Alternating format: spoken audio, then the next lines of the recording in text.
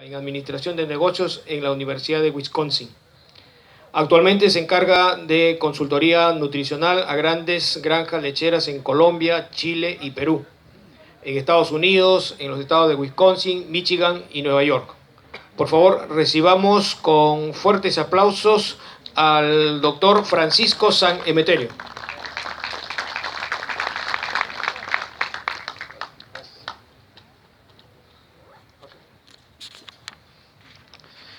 Hola, buenas tardes a todos. Una pregunta ahorita que estaba ahí parado. ¿Quién hizo la pregunta del ensilaje de alcachofa? Yo tengo análisis de ensilaje de alcachofa y después te los comparto y si los quieres ver. Pero la materia seca, 18 o 20% de materia seca más o menos, Raquel. Sí, no 90 y tantos por ciento. ¿Vale? Ok. Bueno, buenas tardes a todos, señores. Gracias por estar el día de hoy aquí. Sé que estamos un poco atrasados y después de aquí creo que se van a almorzar. Entonces vamos a tratar de hacer esto lo más rápido, práctico, interactivo y que la gente de alguna forma se lleve algo de moraleja a su casa. Porque a fin de cuentas, el negocio lechero es asegurarnos de que las vacas funcionan tal y como Dios las hizo. Y Dios las hizo rumiantes y tienen que comer forraje. Y una de las bendiciones que ustedes tienen aquí en Perú, yo llevo un poco más de 5 años viniendo a trabajar a Perú, cada 2-3 meses estoy aquí, es que ustedes pueden producir forrajes todo el año. Y es una gran bendición que Dios les ha dado en base a la posición geográfica que ustedes tienen, pero desgraciadamente la cultura de preservar forrajes y de manejar forrajes para que sean parejos durante todo el año es muy pobre en Perú. El potencial es gigante. Realmente la primera vez que vine aquí a Perú, en junio del 2012, dije, ay Dios mío, pueden producir 3 o 4 cortes de maíz, tienen la posibilidad de producir 8 cortes de alfalfa. Donde yo vivo, en Wisconsin, producimos un corte de maíz, si bien nos va, 4 cortes de alfalfa, generalmente 3. Entonces las cosas que tenemos que pensar muchas veces, y le voy a hablar un poco más adelante de esto, es con respecto a cuando hablamos de industrias globales. ¿Y a qué me refiero con industrias globales? La leche que se produce en Perú, no sabemos si se va a consumir en Perú hoy en día. Va a llegar en un momento dado, a lo mejor se consume en otro lugar de Latinoamérica, a lo mejor se seca y se embarca en un barco y se va a otro país, a lo mejor algún día llega a India, China, etcétera, etcétera, porque a fin de cuentas vivimos en una industria la cual está hecha de insumos a granel. Y la leche a fin de cuentas a nivel mundial es un insumo a granel. Entonces vamos a hablar un poquito de eso y vamos a hablar también de lo que es calidad de forrajes y cómo es que esto influencia principalmente en la parte económica. ¿Ok? Vamos a hablar de varios puntos aquí. Número 1, cuáles son los factores que afectan a la rentabilidad de la granja. Después entendiendo un poco los costos de alimentación y por qué es tan importante pensar en productividad por unidad.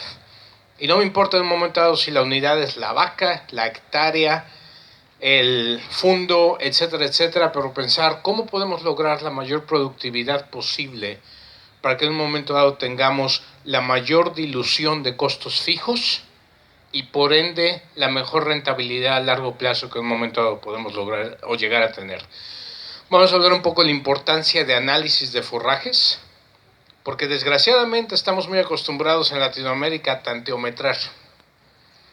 Y cuando alguien llega uno a un establo y le pregunta a uno, oigan, ¿cuál es la materia seca de forraje X? Como la pregunta que acaba de hacer Raquel en este momento, y de repente pensamos que la materia seca de ese forraje de alfalfa de alcachofa, como comentaban hace poco, era 90 y tantas %, y en realidad solo tiene 17 o 18.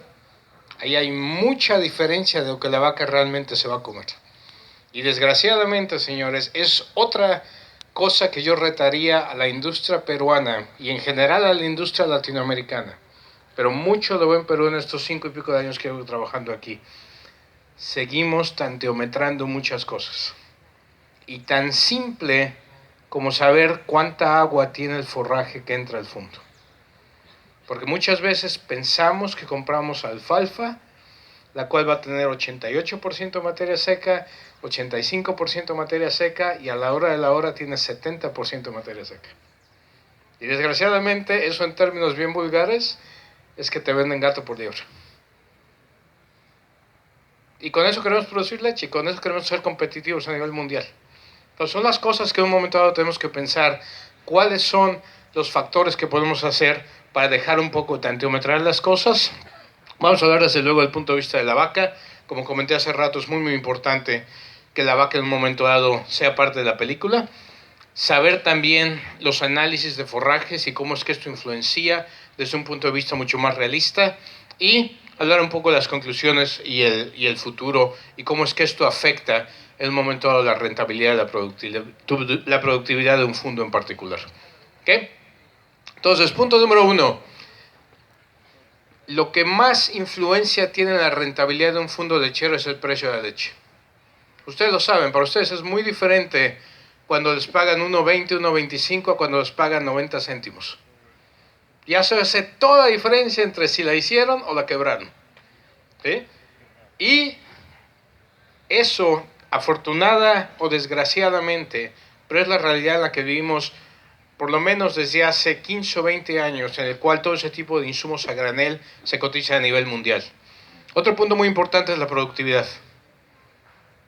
Los establos que hoy en día están produciendo leche y produciendo arriba de 35 litros promedio anual son los que normalmente logran tener un rendimiento a fin de año. Sé que suena un número de wow, 35 litros promedio anual, pero señores, esos son los establos que compiten hoy en día. Ahorita en Estados Unidos estamos recibiendo aproximadamente 25, 26 céntimos de dólar por litro de leche. Establos que no están produciendo arriba de 45, 48 litros en Estados Unidos no la están haciendo. Entonces, las cosas que tenemos que tomar en cuenta es cómo le hacemos para mejorar la competitividad y la productividad que tenemos en un establo en un momento dado. Desde luego, el costo de la ración es muy importante. Y lo que más influencia el costo de la ración es qué tanto forraje le podemos meter a la vaca. Pero qué tanto forraje le podemos meter a la vaca también tiene que ver con la calidad del mismo, porque llega un momento dado en que la vaca se llena. Y se llena principalmente porque hay ciertos parámetros químicos que se los voy a explicar en un momento, lo más plaza sésamo que podamos para que los vamos a entender todos. En un momento dado decir, esos factores nutricionales, qué es lo que en un momento dado hacen que la vaca se llene y que nos permita o seguir comiendo o diga, ah caray, ya me llené y dejo de comer. Y es una cosa que es importantísima para la calidad de los forrajes. Y ese factor de llenado se llama fibra detergente neutra. Y sé que muchas veces hablamos de ese factor y todo el mundo habla así como si habláramos de la NASA y cosas así, pero al rato se los voy a tratar de explicar bien sencillito, a ver si lo logramos entender, pero el factor de fibra detergente neutra en la calidad de forrajes es el punto más importante para hacer que mantengamos la mayor ingesta de materia seca en la vaca que podamos en un momento dado. ¿Sí? Desde luego mano de obra, otra serie de costos de reemplazos y demás, pero lo que más me voy a enfocar el día de hoy son en los factores macroscópicos de esta cosa. ¿Sí? A ver, ¿cuántos de ustedes saben qué es ese edificio? ¿Algún día lo han visto alguna vez en alguna película o algo así? Ese edificio, señores, es la Bolsa Mercantil de Chicago. En ese edificio se comercia toda la comida del planeta. En ese edificio se comercia y se pone precio a maíz, a soya, a trigo, a leche, a carne, a huevos, a cualquier insumo alimenticio. En ese edificio en el centro de Chicago se lleva a cabo. Y es igual que en las películas. Yo he tenido la oportunidad, gracias a Dios, de estar 2 o 3 veces ahí. Y es un hormiguero de gente ahí adentro que se dedica únicamente a comprar, a vender, a comprar y vender. Y en base a eso se regulan los precios de todos los insumos alimenticios del planeta. Nos guste o no nos guste, pero es la realidad del siglo XXI. Y en ese lugar es lo que en un momento dado va a decir si el precio de la leche a nivel mundial es 35 céntimos de dólar, o es 28, o es 22, o es lo que sea. Y tenemos que pensar que desgraciadamente en ese mismo edificio puede llegar a comercializarse leche que se produce en Perú, leche que se produce en Estados Unidos, leche que se produce en Europa, porque antiguamente decíamos, bueno, los europeos tienen el sistema de cuota. Pero el sistema de cuotas acabó en Europa hace aproximadamente 16 meses. Yo llevo más o menos un año viviendo en España ahorita, y en España hoy en día, y en todo lo que es comunidad en general, le están pagando entre 28 y 30 céntimos de dólar por litro de leche. Hagan sus cuentas comparadas con soles. Pero es mucho menos de lo que ustedes reciben aquí generalmente en un establo grande. ¿Sí? El único país del planeta que sigue con un sistema de cuotas es Canadá hoy en día. Pero de ahí en fuera, todos los demás países que producen leche, las cuotas son lo que diga este edificio. Y este edificio regula el precio que se le va a pagar por kilogramo de leche a cualquier productor, y ya después hay otra serie de factores, pero tenemos que tomar en cuenta que estamos en una industria a nivel global y a nivel mundial, que es lo que en un momento dado hace que se produzca un precio de leche en un momento dado. ¿Qué?